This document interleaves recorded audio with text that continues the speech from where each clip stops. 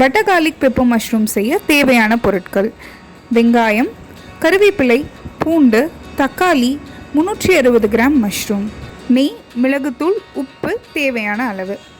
சூடான வடக்கல்ல 3-4 தேக்கரண்டி நெய் சேர்க்கவும். இப்போது பொடியாக நறுக்கி வைத்திருக்க பூண்டு, வெங்காயம், கருவேப்பிலை எல்லாமே சேர்த்து பொன்னிறமாக வணங்குற வரைக்கும் வதக்கிக்கோங்க. வெங்காயம் நல்லா வணங்கின உடனே தக்காளியை சேர்த்திக்கோங்க. இதோட சிறிதளவு உப்பையும் சேர்த்துக்கோங்க. இப்போது நம்ம வெட்டி வச்சுருக்க மஷ்ரூம்ஸ் எல்லாத்தையும் ஆட் பண்ணிடலாம். முக்கியமாக மஷ்ரூம்ஸ் வணங்கும் போது நம்ம தண்ணி சேர்க்கக்கூடாது. மூடி வைத்து வேக வைக்கும் போது மஷ்ரூம்ஸே தண்ணி. இந்த ஸ்டேஜில் தேவையான அளவு மிளகுத்தூளை சேர்த்துக்கோங்க. 10 நிமிஷம் மூடி போட்டு வேக வைங்க. மீதமுள்ள தண்ணி எல்லாமே ட்ரை ஆகிற வரைக்கும் நல்லா வதக்கிக்கோங்க.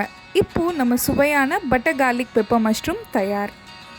உங்களுக்கு இந்த ரெசிபி பிடிச்சிருந்துச்சுன்னா நீங்களும் இந்த ரெசிபியை ட்ரை பண்ணுங்கள். உங்களுக்கு இந்த ரெசிபி எப்படி வந்திருக்கு அப்படிங்கிறத கமெண்ட் பாக்ஸில் கமெண்ட் பண்ணுங்கள்.